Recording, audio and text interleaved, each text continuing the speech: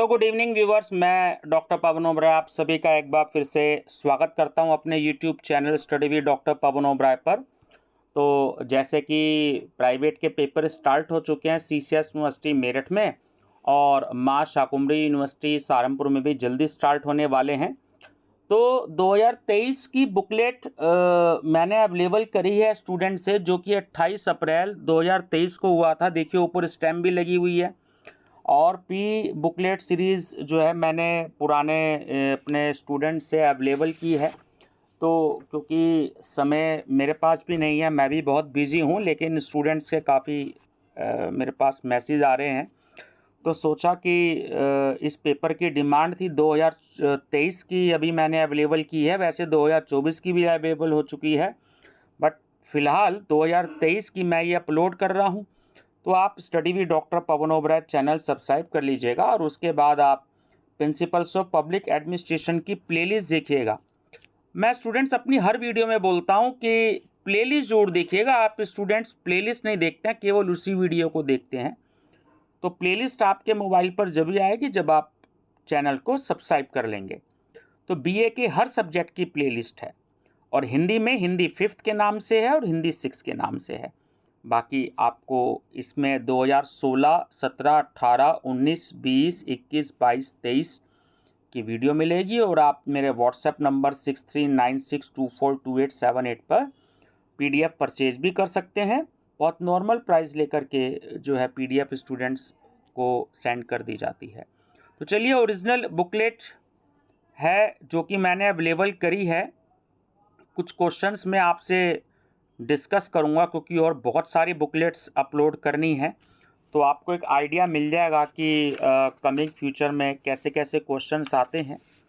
जैसे number first question है इसका कि सरलतम शब्दों में प्रशासन किसी साभिप्राय उद्देश्य की क्रियाकलाप में की गई दृढ़ निश्चयपूर्ण कार्यवाही है। तो यह कथन किसका है? तो ये एक परिभाषा दी गई है।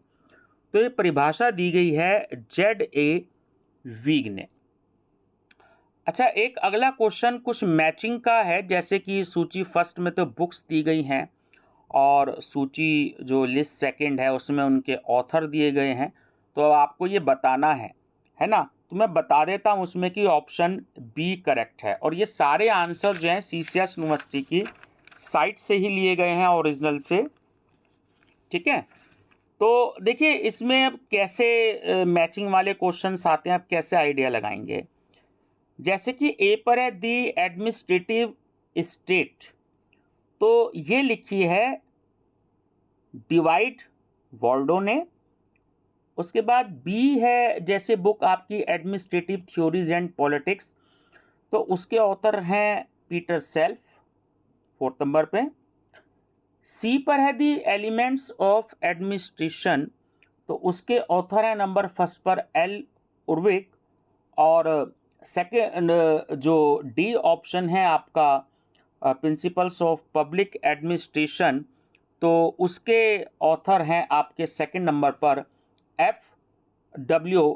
विलोबी। ये स्टूडेंट्स आपको देखिए याद रखने पड़ेंगे। जो भी बुक्स या स्टडी मटेरियल मार्केट में अवेलेबल है, तो आप जिस भी किसी विद्वान की प्रोफेसर की थ्योरी पढ़ें, तो उसकी जो है एक बार लिटरेचर जो उसका 2-2.5 पेज का दिया हो, तो उसकी डेफिनेशंस, इम्पोर्टेंट लाइंस और उनकी जो बुक्स लिखी गई हैं उनको जरूर स्टडी कीजिएगा। ठीक है, आपको काफ़ी हेल्प मिलेगी। चलिए अगला जैसे क्वेश्चन है कि निम्नलिखित में से कौन सा कथन वुड्रो विल्सन के विषय में सही नहीं है। जैसे मैं अभी कथन की बात कर रहा था इम्पोर्टेंट लाइन की, तो देखिए अगला क्वेश्चन उससे रिलेटेड आ गया है। तो ए ऑप्शन है करेक्ट कि वह American society for public administration के अध्यक्ष थे। तो सही नहीं पूछा है ना? तो ये वाला ऑप्शन ए जो है वो करेक्ट है। नंबर 4th है कि पर्यवेक्षण के विभिन्न पहलुओं की व्याख्या करते हुए जीवंत प्रस्तुति किसने दी है? तो वो दी है विलियमसन ने। सी करेक्ट है। प्रशासन एक लंबा व एवं अलंकार युक्त शब्द है, किंतु इसका अर्थ सीधा साधा है। ये किसने कहा? तो ये कहा E.N. ग्लेडन ने। प्रशासन का पोस्ट कार्प दृष्टिकोण, देखिए ये एक मैनेजमेंट से रिलेटेड वर्ड है, याद रखिएगा, है ना। जैसे P फॉर प्लानिंग है, O फॉर ऑर्गेनाइजेशन है, S फॉर स्टाफिंग है, D फॉर आपका जो है डायरेक्टिंग है, C फॉर कंट्रोल है। तो इसी तरीके से आप इसके पूरे जो नाम है वो याद कर लीजिएगा, ठीक है, ये आता है एग्जाम में। तो इसमें तीनों कथन जो है वो बिल्कुल सही है कि यह प्रबंधन से संबंधित है, जैसे मैंने बताया, और बी की एक तकनीकी दृष्टिकोण है, ये भी सही है, और सी एक ऐसा दृष्टिकोण है जो लोक प्रशासन के प्रारंभिक लेखकों ने अपनाया। तो डी जो है वो इसका राइट आंसर है कि उपयुक्त सभी कथन सत्य हैं। आज हम व्यक्तियों को पहचानने के लिए प्रथमतः यह देखते हैं कि वह किस प्रधान संगठन के सदस्य हैं। यह कथन किसका है? तो यह है चेस्टर बर्नार्ड का। भारत में वित्तीय वर्ष समाप्त होता है, तो देखिए 31 मार्च को तो समाप्त होता है और 1 अप्रैल को शुरू होता है। जैसे ये वाला अगर हम फाइनेंशियल ईयर की बात करें तो 1 अप्रैल 2024 से 31 मार्च 2025। अगर कैलेंडर ईयर की बात करते हैं स्टूडेंट्स तो वो होता है 1 जनवरी से 31 दिसंबर तक। और भारतीय रिजर्व बैंक के अगर फाइनेंशियल ईयर की बात की जाती है वित्तीय वर्ष की, तो वो होता है 1 जनवरी से लेकर के 30 जून तक, ठीक है, याद रखिएगा। अच्छा, नीति आयोग के बैठकों की अध्यक्षता कौन करता है? तो ये आप सबको पता होना चाहिए कि वो प्रधानमंत्री करते हैं हमारे देश के। कोई भी प्रधानमंत्री होगा उसकी पोस्ट पर होगा तो वो ही नीति आयोग का अध्यक्ष होगा, है ना। तो इससे पहले नीति आयोग से पहले आपको याद रखना कि है कि योजना आयोग था। तो ये क्वेश्चन आ जाता है कि नीति आयोग से पहले कौन सा आयोग था? तो हिंदी में कहते हैं योजना आयोग और इंग्लिश में कहते हैं प्लानिंग कमीशन, तो याद रखिएगा। तो जब नरेंद्र मोदी की सरकार आई तो उन्होंने प्लानिंग कमीशन योजना आयोग को ख़त्म करके नीति आयोग को 2015 में स्थापित किया था, ठीक है। सदन में प्रश्नकाल के पश्चात मौखिक पूछे जाने वाले प्रश्नों को कहा जाता है तो उन्हें स्टैंडर्ड क्वेश्चन कहते हैं, तारांकित प्रश्न कहते हैं। निम्न में से कौन भारत में लोक प्रशासन के पिता के रूप में जाना जाता है? तो वो है MP शर्मा। पंचायतों को संवैधानिक दर्जा प्राप्त हुआ तो वो हुआ 73वें संशोधन द्वारा। प्राक्कलन जिसे हम एस्टिमेट कहते हैं इंग्लिश में, समिति की अधिकतम संख्या है तो वो है 30। 2 या 2 से संभावित विकल्पों में से एक व्यवहार्य विकल्प को चुन लेना ही निर्णय लेना है। यह किसने कहा? तो यह G.R. टेरी ने कहा।